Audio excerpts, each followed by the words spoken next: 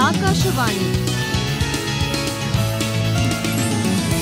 ಅಂತಾರಾಷ್ಟ್ರೀಯ ಯೋಗ ದಿನದ ಸಂದರ್ಭದಲ್ಲಿ ಸರಣಿ ಕಾರ್ಯಕ್ರಮ ಯೋಗೋತ್ಸವ.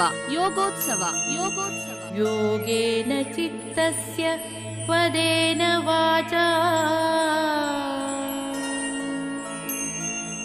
ಮಲಂ ಶರೀರಸ್ಯ ಚ ವೈದ್ಯಕೇನ ಯೋಪಾಕರೋತ್ತಂ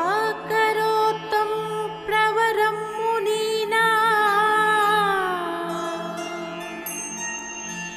ಪತಂಜಲಿಂ ಪ್ರಾಂಜಲಿರಾನತೋಸ್ಮಿ. ಪ್ರಾಯೋಜಕರು ಆಯುಷ್ ಇಲಾಖೆ, ಕರ್ನಾಟಕ ಸರ್ಕಾರ. ಕರ್ನಾಟಕ ಸರ್ಕಾರದ ಆರೋಗ್ಯ ಮತ್ತು ಕುಟುಂಬ ಕಲ್ಯಾಣ ಇಲಾಖೆಯ ಸಚಿವರಾದ ಶ್ರೀ ದಿನೇಶ್ ಗುಂಡೂರಾವ್ ಅವರು. ನಮಸ್ಕಾರ. ಯೋಗಾಭ್ಯಾಸದ ಹಲವಾರು ಪ್ರಯೋಜನಗಳನ್ನು ಉತ್ತೇಜಿಸಲು ವಿಶ್ವದಾದ್ಯಂತ ಅಂತಾರಾಷ್ಟ್ರೀಯ ಯೋಗ ದಿನವನ್ನು ಆಚರಿಸುತ್ತಿದ್ದೇವೆ. ಈ ಸಲದ 10ನೇ ಅಂತಾರಾಷ್ಟ್ರೀಯ ಯೋಗ ದಿನದ ಘೋಷವಾಕ್ಯವನ್ನು ಮಹಿಳಾ ಸಬಲೀಕರಣಕ್ಕೆ ಯೋಗ ಅಂತ ವಿಶ್ವಸಂಸ್ಥೆ ಘೋಷಿಸಿದೆ. ದಿನದ ಸ್ವಲ್ಪ ಸಮಯವನ್ನು ಯೋಗಾಭ್ಯಾಸ ಮಾಡಲು ಮೀಸಲಿಡುವ ಸಂಕಲ್ಪವನ್ನು ಇಂದೇ ಮಾಡೋಣ. ಕೇಳಿ ಸರಣಿ ಕಾರ್ಯಕ್ರಮ ಯೋಗೋತ್ಸವ.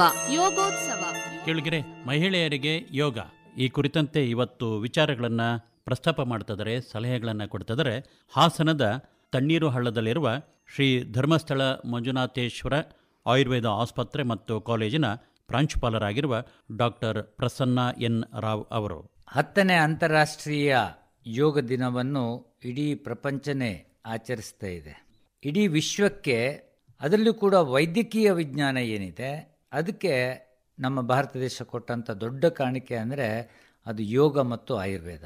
ಈ ವರ್ಷದ ಅಂತಾರಾಷ್ಟ್ರೀಯ ಯೋಗ ದಿನದ ಘೋಷವಾಕ್ಯ ಏನಿದೆ ಅಂದರೆ ಮಹಿಳೆಯರ ಸಬಲೀಕರಣಕ್ಕಾಗಿ ಯೋಗ. ಭಾರತ ದೇಶದ ಒಂದು ಜನಸಂಖ್ಯೆ ನೋಡಿದರೆ ಸುಮಾರು 65.2 ಕೋಟಿ ಜನ ಇವತ್ತು ಮಹಿಳೆಯರು ನಮ್ಮ ದೇಶದಲ್ಲಿ. ಹೆಣ್ಣು ಸಮಾಜದ ಕಣ್ಣು ಅಂತ ಹೇಳ್ತಾರೆ. ಹೆಣ್ಣೊಂದು ಕಲಿತರೆ ಶಾಲೆಯೊಂದು ತೆರೆದಂತೆ. ಇವತ್ತು ನಾವು ಹೆಣ್ಣನ್ನು ಸಬಲೀಕರಣ ಮಾಡೋದ್ರಿಂದಾಗಿ, ಅವರನ್ನು ಆರೋಗ್ಯವಂತರಾಗಿ ಮಾಡೋದ್ರಿಂದಾಗಿ ಇದು ನಮ್ಮ ಮುಂದಿನ ಪೀಳಿಗೆಗೆ ನಾವು ಆ ಸುದೃಢತೆಯನ್ನು ಮಾಡಿಕೊಟ್ಟ ಹಾಗೆ ಆಗ್ತದೆ. ನಿಜ. ಈಗಿನ ಆಧುನಿಕ ಮಹಿಳೆ ಇದ್ದಾಳೆ, ಅವಳು ಉದ್ಯೋಗ ನಿರತ ಮಹಿಳೆ. ಇಂಥ ಮಹಿಳೆಯಲ್ಲಿ ಅನೇಕ ಆರೋಗ್ಯ ಸಮಸ್ಯೆಗಳು ಬರ್ತದೆ. ಬೇರೆ ಬೇರೆ ಹಂತಗಳಲ್ಲಿ ಅವಳು ಬೇರೆ ಬೇರೆ ಸವಾಲುಗಳನ್ನು, ಸಮಸ್ಯೆಗಳನ್ನು ಎದುರಿಸಬೇಕಾಗತ್ತೆ. 8ರಿಂದ 10 ವರ್ಷದ ಮಗು ಏನಿದೆ ಅವಳು ಅರ್ಲಿ ಮೆನಾರ್ಕಿ ಹೇಳ್ತಾರೆ. ಅನೇಕ ತಾಯಂದಿರು ಬರ್ತಾರೆ, ನನ್ನ ಮಗು ಬೇಗ ಮುಟ್ಟಾಗಿದ್ದಾಳೆ.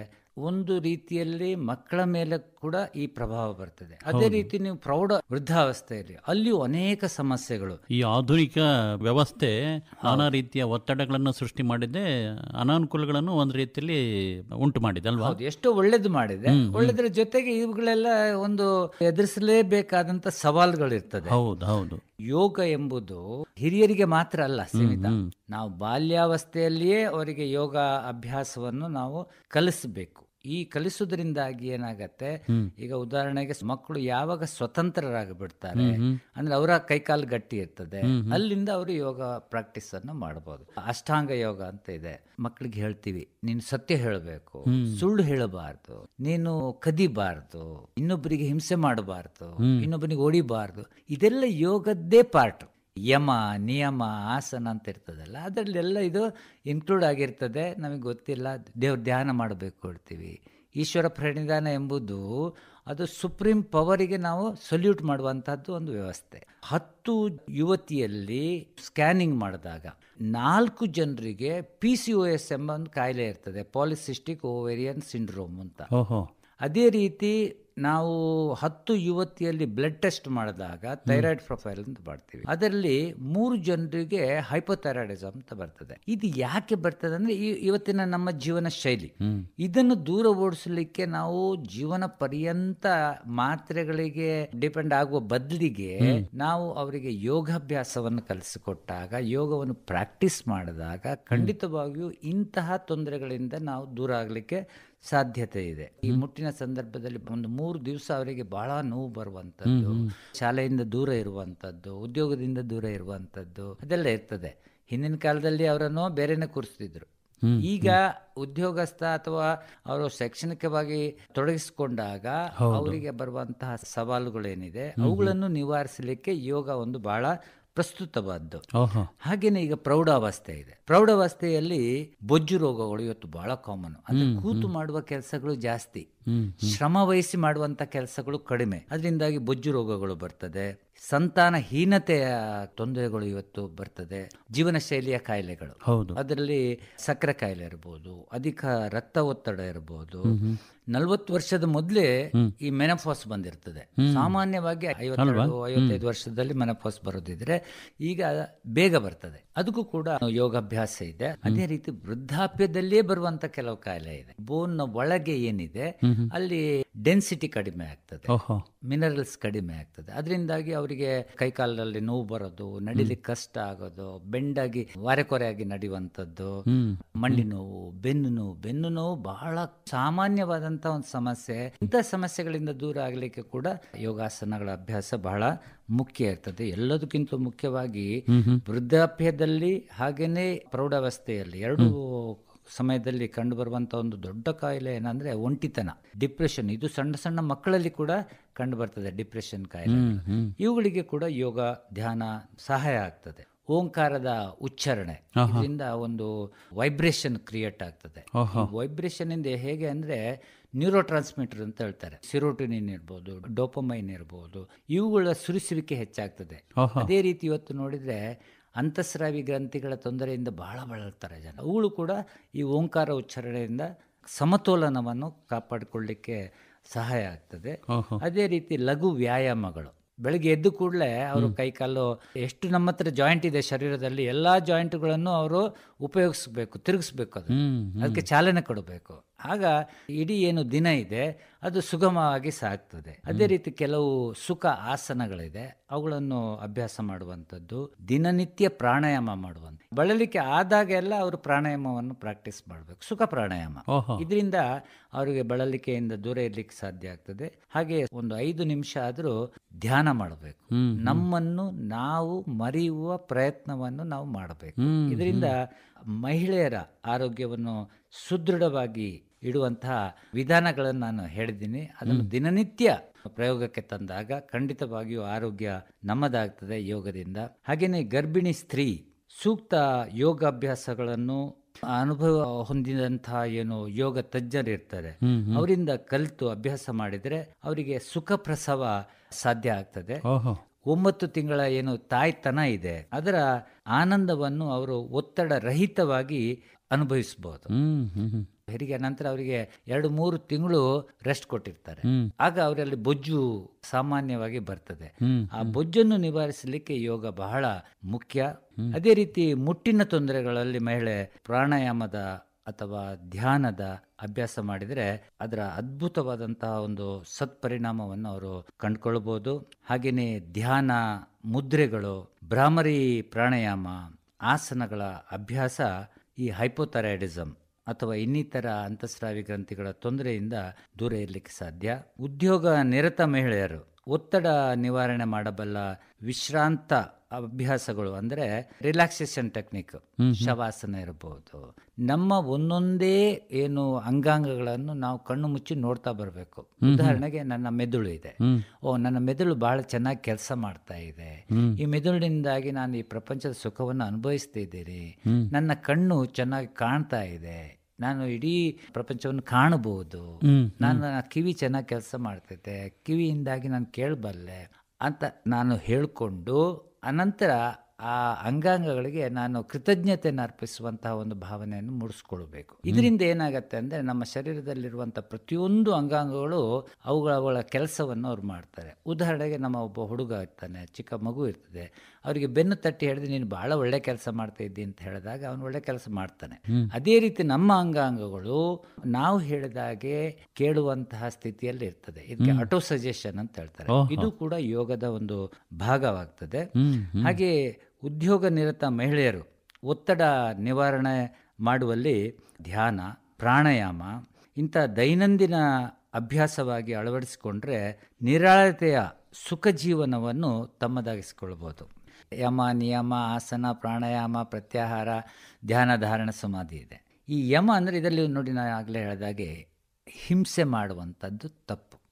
ನಾವು ಅಹಿಂಸಾ ಮನೋಭಾವವನ್ನು ಪ್ರತಿಯೊಬ್ಬರು ಬೆಳೆಸ್ಕೊಳ್ಬೇಕು. ಇದು ಯೋಗದ ಭಾಗ. ಇದು ಹಾಗೆಯೇ ಸತ್ಯವನ್ನೇ ಹೇಳಬೇಕು. ಸುಳ್ಳು ಹೇಳಿದಾಗ ಅನೇಕ ತುಮಲಗಳು ಶುರುವಾಗ್ತದೆ ನಮ್ಮ ಶರೀರದಲ್ಲಿ. ಅದೇ ರೀತಿ ಅಸ್ಥೇಯ, ಕಳ್ಳತನ ಮಾಡಬಾರ್ದು. ಬ್ರಹ್ಮಚರ್ಯದ ಪಾಲನೆ ಮಾಡಬೇಕು.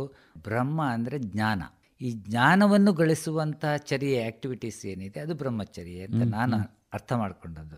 ಅದೇ ರೀತಿ ಅಪರಿಗ್ರಹ. ನಮ್ಗೆ ಇವತ್ತು ಬೇಕುಗಳು ಬಹಳ ಇರ್ತದೆ. ಆ ಬೇಕುಗಳಿಂದ ದೂರ ಇರಬೇಕು. ನಾವು ಬೇಡ ಹೇಳುವ ಸ್ಥಿತಿಗೆ ನಾವು ಬರಬೇಕು. ಬೇಡ ಅಂತ ಹೇಳ್ತೀವಲ್ಲ, ಅದಕ್ಕೆ ಪ್ರತ್ಯಾಹಾರ ಅಂತ ಹೇಳೋದು. ಕಣ್ಣು, ಕಿವಿ, ನಾಲಿಗೆ. ಈ ನಾಲಿಗೆ ನನಗೆ ಬೇಡ ಅಂತ ಹೇಳಬೇಕು. ನಾಲಿಗೆ ಬೇಕು ಬೇಕು ಹೇಳಿದಾಗ ಕಾಯಿಲೆಗಳು, ಈಗ BP ಅಥವಾ ಸಕ್ಕರೆ ಕಾಯಿಲೆಗಳು ಬರುವಂಥದ್ದು. ಶುಚಿಯಾಗಿರುವಂಥದ್ದು, ಬಾಹ್ಯ ಅಭ್ಯಂತರವಾಗಿ, ಹಾಗೆಯೇ ಯಾವಾಗಲೂ ಸಂತೋಷದಿಂದ ಇರುವಂಥದ್ದು, ಒಂದು ತಪಸ್ಸು ಮಾಡುವಂಥ ಅಂದರೆ ಏಕಾಗ್ರತೆ ಮಾಡುವಂಥ ವಿಷಯ ಇರ್ಬೋದು, ಅಥವಾ ಅಧ್ಯಾಯ ಮಾಡುವಂಥದ್ದು, ಈಶ್ವರ ಪ್ರಣಿಧಾನ, ಇದನ್ನೆಲ್ಲ ನಾವು ಪಾಲನೆ ಮಾಡಬೇಕು. ಅದೇ ರೀತಿ ಆಸನಗಳು.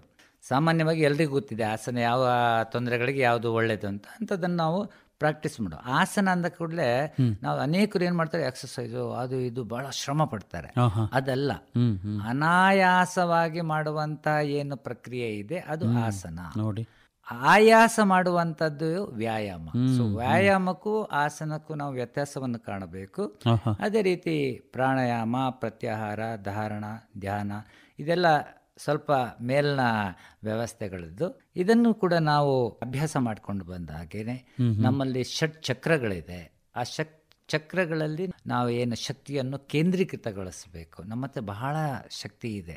ಆ ಶಕ್ತಿಯನ್ನು ನಾವು ಬೇರೆ ಬೇರೆ ಇದಕ್ಕೆ ತೊಡಗಿಸ್ಕೊಳ್ತೀವಿ. ಆ ಶಕ್ತಿಯನ್ನು ನಾವು ಕೇಂದ್ರೀಕೃತಗೊಳಿಸಿದಾಗ ನಮಗೆ ಯಾವಾಗ ಯಾವ ಕೆಲಸ ಮಾಡಬೇಕು ಆ ಕೆಲಸ ಮಾಡಲಿಕ್ಕೆ ನಾವು ಶಕ್ತರಾಗ್ತೀವಿ. ಇದಕ್ಕೆ ಯೋಗ ಬಹಳ ಮುಖ್ಯ. ಒತ್ತಡ ರಹಿತವಾದ, ರೋಗರಹಿತವಾದ, ಆನಂದಮಯ ಜೀವನ ಸಾಗಿಸಬೇಕಾದ್ರೆ ಯೋಗವನ್ನು ತಮ್ಮದಾಗಿಸ್ಕೊಳ್ಬೇಕು. ಅದಕ್ಕೆ ನಾನು ಸಾಮಾನ್ಯವಾಗಿ ಹೇಳುವ ಮಾತು ಏನಂದ್ರೆ, ಅಡಗಿಸಿಕೊಳ್ಳಬೇಡಿ, ತೊಡಗಿಸಿಕೊಳ್ಳಿ. ನಮ್ಮ ಆರೋಗ್ಯಕ್ಕಾಗಿ ಯೋಗದೊಂದಿಗೆ ನೀವು ತೊಡಗಿಸಿಕೊಂಡಾಗ ಆರೋಗ್ಯ ನಮ್ಮದಾಗತ್ತೆ. ನಿತ್ಯಂ ಹಿತ ಆಹಾರ ವಿಹಾರ ಸೇವಿ ಸಮೀಕ್ಷಕಾರಿ ವಿಶೇಷು ಅಸಕ್ತಃ ದಾತ ಸಮಃ ಸತ್ಯಪರಃ ಕ್ಷಮಾವಾನ್ ಆಪ್ತೋಪಸೇವಿ ಚ ಭವತ್ಯ ಅರೋಗ ಅಂತ. ಇವತ್ತಿನ ಎಲ್ಲ ಮಹಿಳೆಯರು ಆರೋಗ್ಯದಿಂದ ಕೂಡಬೇಕು. ಆರೋಗ್ಯದಿಂದ ಕೂಡಬೇಕಂದ್ರೆ ನಾವು ಯೋಗ ಅಭ್ಯಾಸ ಮಾಡಬೇಕು. ಅದರಲ್ಲಿಯೂ ಮುಖ್ಯವಾಗಿ ಹಿತವಾದಂಥ ಆಹಾರವನ್ನು ಸೇವಿಸಬೇಕು, ವಿಹಾರದಲ್ಲಿ ತೊಡಗಿಸಿಕೊಳ್ಳಬೇಕು ಮನೋಲ್ಲಾಸಕ್ಕಾಗಿ. ಹಾಗೆಯೇ ಸಮೀಕ್ಷೆ ಮಾಡಬೇಕು, ನನಗೆ ಯಾವುದು ಹಿತ, ನನಗೆ ಯಾವುದು ಅಹಿತ ಎಂಬುದನ್ನು.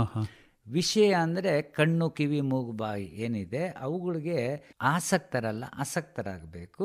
ಹಾಗೆ ದಾನ ಮಾಡುವಂಥ ಗುಣ, ಸತ್ಯ ಹೇಳುವಂಥ ಗುಣ, ಇದೆಲ್ಲವೂ ಮಹಿಳೆಯರ ಹತ್ರ ಇರುವಂಥ ಗುಣಗಳು. ಕ್ಷಮೆ ಮಾಡುವಂಥ ಗುಣ, ಆಪ್ತರ ಸೇವೆ ಮಾಡುವಂಥ ಗುಣವನ್ನು ನಾವು ನಮ್ಮಲ್ಲಿ ಹೆಚ್ಚಿಸಿಕೊಂಡಾಗ ನಾವು ಖಂಡಿತವಾಗಿಯೂ ಸಬಲರಾಗ್ತೀವಿ. ಭಾಳ ಚೆನ್ನಾಗಿ ವಿಚಾರಗಳನ್ನು ಪ್ರಸ್ತಾಪ ಮಾಡಿದ್ರಿ ಡಾಕ್ಟ್ರೆ. ವಿಶೇಷವಾಗಿ ಮಹಿಳೆಯರಿಗೆ ಏನೇನು ಸವಾಲುಗಳಿದ್ದಾವೆ, ಸಮಸ್ಯೆಗಳು ಎದುರಾಗ್ತದವೆ ಈ ಆಧುನಿಕ ಯುಗದಲ್ಲಿ, ಮತ್ತು ಹೇಗೆ ಸಿದ್ಧತೆ ಮಾಡ್ಕೊಳ್ಬೇಕು. ಇದೇನು ದೊಡ್ಡ ಸಮಸ್ಯೆ ಅಲ್ಲ, ಬಹಳ ಸರಳವಾದ ವಿಚಾರಗಳು. ಪ್ರತಿಯೊಬ್ಬರೂ ಇದನ್ನು ಅಭ್ಯಾಸ ಮಾಡುವಂತಹ ವಿಷಯಗಳು. ಹೌದು. ತುಂಬಾ ವೆಚ್ಚನೂ ಬೇಕಾಗಿಲ್ಲ, ಸ್ವಲ್ಪ ಸಮಯ ಮೀಸಲಿಟ್ಕೊಂಡ್ರೆ ಮುಗೀತು. ತಮಗೆ ಧನ್ಯವಾದಗಳು. ನಮಸ್ಕಾರ. ನಮಸ್ಕಾರ.